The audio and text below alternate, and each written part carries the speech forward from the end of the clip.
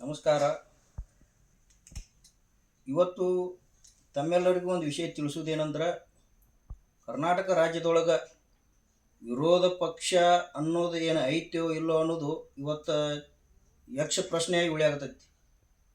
ಇವತ್ತು MLC ಚುನಾವಣೆ ಒಳಗೆ ಹೀನಾಯವಾಗಿ ಸೋತರು ಇನ್ನೂ ರಾಜ್ಯದ ಮುಖಂಡರಿಗೆ ಬುದ್ಧಿ ಬರವಲ್ದು. ಇವತ್ತು ಸಮಸ್ತ ಹಿಂದೂ ಕಾರ್ಯಕರ್ತರಿಗೂ ಹಾಗೂ ಅಸಮಾಧಾನಗೊಂಡಂಥ BJP ಮುಖಂಡರಿಗೂ ಹಾಗೂ ಕಾರ್ಯಕರ್ತರಿಗೂ ಸಾಕಷ್ಟು ನೋವುಗಳದಾಗ್ಯಾವ. ಅದನ್ನು ಬಗೆಹರಿಸೋ ಪ್ರಯತ್ನ ಯಾವ ರಾಜಕೀಯ ಮುಖಂಡರು ಮಾಡಕ್ಕೆ ತಯಾರಿಲ್ಲ. ಇವತ್ತು BJP ಒಳಗೆ ಇವತ್ತು BY ವಿಜೇಂದ್ರ ಅವರು ರಾಜ್ಯಾಧ್ಯಕ್ಷರಾದ್ರ ಬಳಿಕ 2023 ಇಲ್ಲಿವರೆಗೆ ಆದಂಥ ಬೆಳವಣಿಗೆ ಏನೇನಾಗ್ಯಾವು, ಎಷ್ಟು ಚುನಾವಣೆಗಳು ಗೆಲ್ಲಿಸ್ಕೊಂಡು ಬಂದವರು, ಯಾರ್ಯಾರು ಮನವೊಲಿಸಿ ಎಷ್ಟು BJP ಪಕ್ಷಕ್ಕೆ ವಾಪಸ್ ಕರೆ ತಂದಾರು ಅನ್ನೋದು ಇವತ್ತು ಎಲ್ಲರಿಗೂ ಅರ್ಥ ಆಗ್ಬೇಕಾಗಿತ್ತು.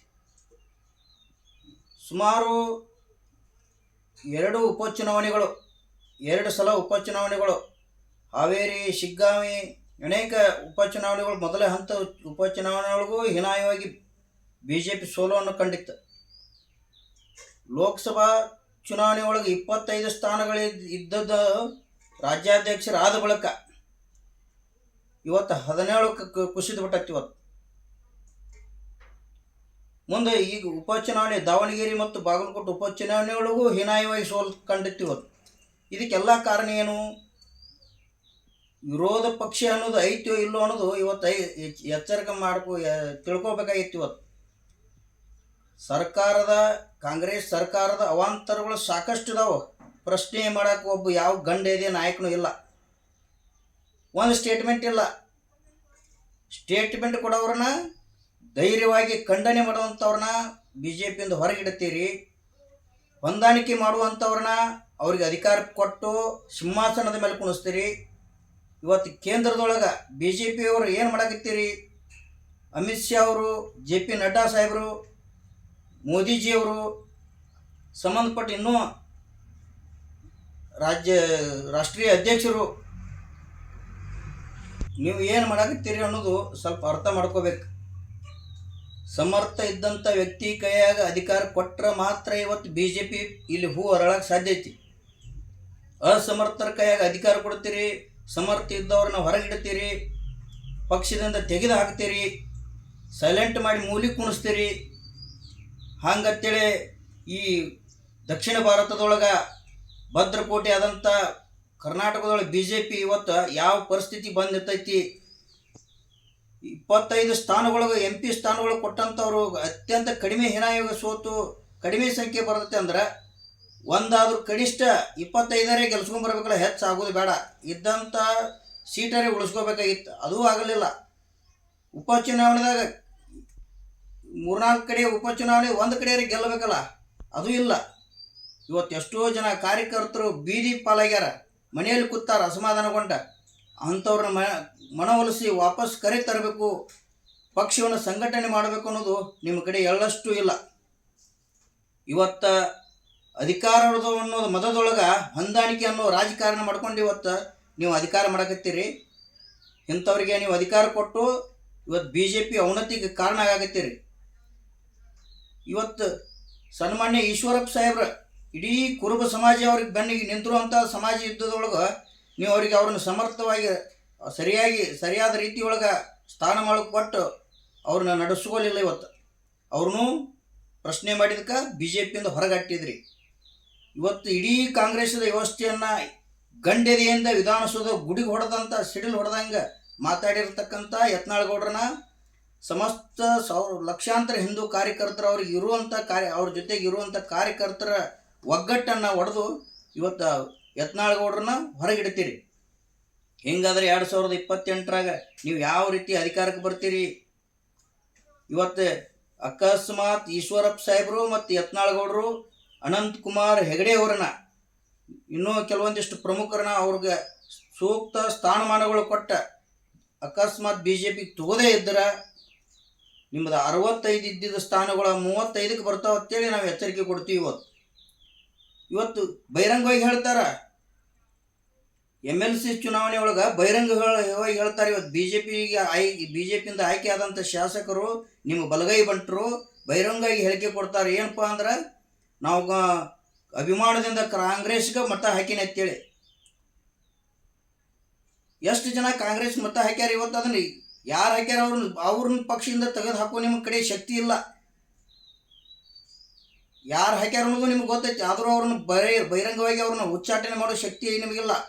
ಯಾರು ನಿಮಗೆ ವಿರೋಧ ಮಾಡ್ತಾರೋ, ನಿಮ್ಮ ತತ್ವ ಸಿದ್ಧಾಂತಗಳು, ನಿಮ್ಮ ಹೊಂದಾಣಿಕೆ ರಾಜಕಾರಣ ವಿರೋಧ ಮಾಡೋರನ್ನ ಮಾತ್ರ ನೀವು ಇವತ್ತು BJPಯಿಂದ ಹೊರಗಿಡ್ತೀರಿ.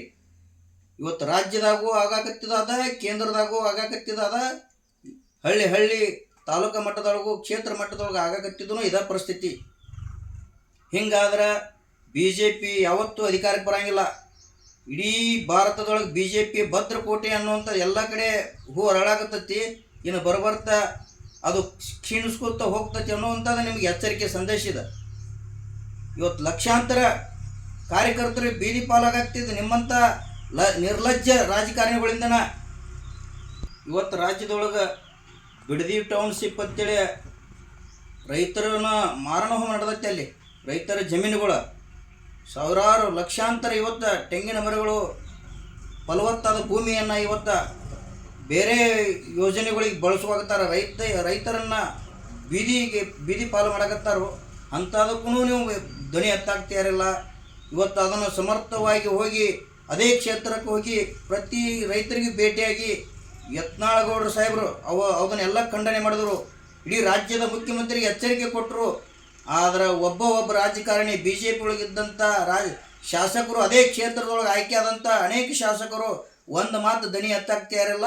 ಆ ಧ್ವನಿ ಎತ್ತಾಕ ನೀವು ಬಿಡಾಕು ತಯಾರಿಲ್ಲ. ಆ ಯತ್ನಾಳಗೌಡರು ಸಾಹೇಬರು ಒಬ್ಬರು ಅದಾರ ಅನ್ನೋ ಕಾರಣಕ್ಕಾಗಿ ಇವತ್ತು BJP ಕಾರ್ಯಕರ್ತರು ಸ್ವಲ್ಪ ಉಸಿರಾಡಕತ್ತಾರ. ನೀವು ಯಾರನ್ನೋ ಇದನ್ನು ಟಾರ್ಗೆಟ್ ಮಾಡಿ ಯತ್ನಾಳಗೌಡರ ವಿರುದ್ಧ ಅಪಪ್ರಚಾರ ಮಾಡೋದು, ಇದನ್ನು ಮಾಡೋದು, ಈ ರೀತಿ ಮಾಡ್ಕೊತ ಹೋದರೆ ಅಂದ್ರೆ ನಿಮಗೆ ಮುಂದೆ ಯಾವುದೇ ಕ್ಷೇತ್ರದೊಳಗೆ ನಿಂತರೂ ನೀವು ಎಲ್ಲಿ ಬರೋಕ್ಕೆ ಸಾಧ್ಯನೇ ಇಲ್ಲ. ಇವತ್ತು BJP ಅಧಿಕಾರಕ್ಕೆ ಬರಬೇಕಾದ್ರೆ ಬಸನಗೌಡ ಪಾಟೀಲ್ ಯತ್ನಾಳ್ ಅನ್ನುವಂಥದ್ದು ಒಂದು ಫೈರ್ ಬ್ರ್ಯಾಂಡ್ ಹಿಂದೂ ಶಕ್ತಿ, ಅವ್ರಿಗೆ ಸೂಕ್ತ ಸ್ಥಾನಮಾನ ಕೊಟ್ಟು ಅವ್ರನ್ನ BJP ಗೌರವಯುತವಾಗಿ ವಾಪಸ್ ತೊಗೊಂಡ್ರೆ ಮಾತ್ರ BJP ಬರೋಕ್ಕೆ ಸಾಧ್ಯತೆ. ಅದರ ಜೊತೆಗೆ ಅದಕ್ಕಿಂತ ಹೆಚ್ಚು ನಮ್ಮ KS ಈಶ್ವರಪ್ಪ ಸಾಹೇಬ್ರ ತಗೊಂಡ್ರೆ ಮಾತ್ರ ಇವತ್ತು ನಿಮಗೆ ಎಲ್ಲರೂ BJP ಸಪೋರ್ಟ್ ಮಾಡೋಕ್ಕೆ ಸಾಧ್ಯ ಐತಿ. ಅವರು ಸೈಕಲ್ ತುಳಿದಾರ ಅಂತ ಹೇಳ್ತೀರಿ ನೀವು. ಯಾವ ಮಹಾತ್ಮನ ಸೈಕಲ್ ತುಳಿದು ಪಕ್ಷ ಸಂಘಟನೆ ಕಟ್ಟಿ ಅವರು ಮಾಡ್ಯಾರ ಅಂತ ಹೇಳ್ತೀರಿ? ಅವ್ರೊಬ್ಬರ ಮಾಡಿದ್ದಲ್ಲ, ಅವ್ರ ಜೊತೆಗೆ ಸೈಕಲ್ ತುಳಿದವ್ರು ಹೊಡೆದವ್ರು ಇವರ ಹಿಂದೆ ಸೀಟ್ ಮೇಲೆ ಕೂತವ್ರು ಅಟ್ಟವ್ರು ಕೇರಳ ಮ್ಯಾಗ ಸೈಕಲ್ ಹೊಡೆದವ್ರ ಈಶ್ವರಪ್ಪ ಸಾಹೇಬ್ರ. ನೀವು ಯಾರಿಗಾರ ಬಿಟ್ಟು ಈ ರೀತಿ ಒಬ್ಬೊಬ್ಬ ವ್ಯಕ್ತಿಯನ್ನು ತೇಜೋವಧಿ ಮಾಡೋದು ಸರಿಯಲ್ಲ. ಅದಕ್ಕಾಗಿ ಪಕ್ಷದೊಳಗೆ ಅನೇಕ ಅವಾಂತರಗಳು ಆಗುತ್ತಾ. ಇವತ್ತು ಎಂದೇ BI ವಿಜೇಂದ್ರ ಅವರ ಏನಿದೆ ಡಾಂಬಿಕತನ ಮಾಡ್ಕೊಂಡು ಇವತ್ತು ರಾಜ್ಯಾಧ್ಯಕ್ಷರಾಗ್ಯಾರು.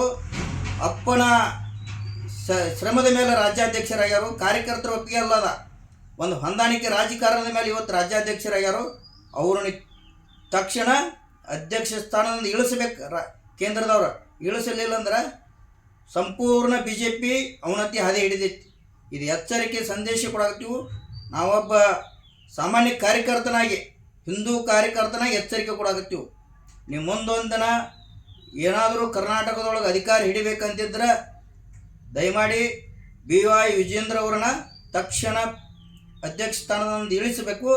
ಬಸನಗೌಡ ಪಾಟೀಲ್ ಯತ್ನಾಳ್ ಅವರು ಹಾಗೂ KS ಈಶ್ವರಪ್ಪ ಸಾಹೇಬ್ರನ್ನ ಗೌರವಯುತವಾಗಿ ಅವ್ರಿಗೆ ಸೂಕ್ತ ಸ್ಥಾನಮಾನಗಳನ್ನು ನೀಡಿ ವಾಪಸ್ BJPಗೆ ತೊಗೊಂಡಿದ್ದ ಆದ್ರೆ 2028ಕ್ಕೆ 100ಕ್ಕೆ 100 BJP ಸರ್ಕಾರ ಬರ್ತೈತಿ. ಕೇಸರಿ ಜೆಂಡಾ ಹಾರಕ್ಕೆ ಸಾಧ್ಯತೆ ಇಲ್ಲ. ಅಂದ್ರೆ ನೀವು ಗುಲಾಮರಾಗಿ ಉಳಿತೀರಿ ಅನ್ನೋದು ಇದು ಎಚ್ಚರಿಕೆ ಸಂದೇಶ.